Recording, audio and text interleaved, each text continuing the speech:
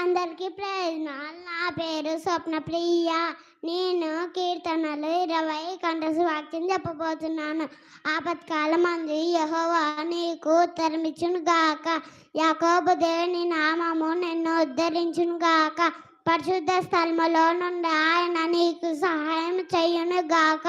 సియోనులో నుండి నిన్ను ఆదుకొనును గాక. ఆయన నీ నైవేద్యములన్నిటినీ జ్ఞాపకము చేసుకొను గాక. నీ దహన బలులను అంగీకరించను గాక. నీ కోరికను సిద్ధింపచేసి నీ ఆలోచన యావత్తును సఫలపరచును గాక.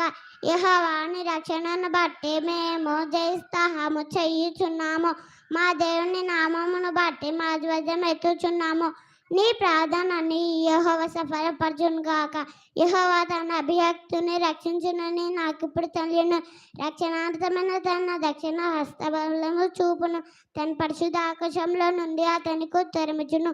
కొందరు రథములను బట్టి కొందరు గుర్రములను బట్టి అతిశయపడుదురు. మనమైతే మన దేవుడైన యెహోవా నామమును బట్టి అతిశయపడదాము. వారు కృంగి నేల మీద పడి ఉన్నారు, మనమైతే లేచి చక్కగా నిలుచుచున్నాము. యెహోవా రక్షించి మేము మొరపెట్టినప్పుడు మాకు రాజు తనమిచ్చును గాక. అందరికీ ప్రైజ్.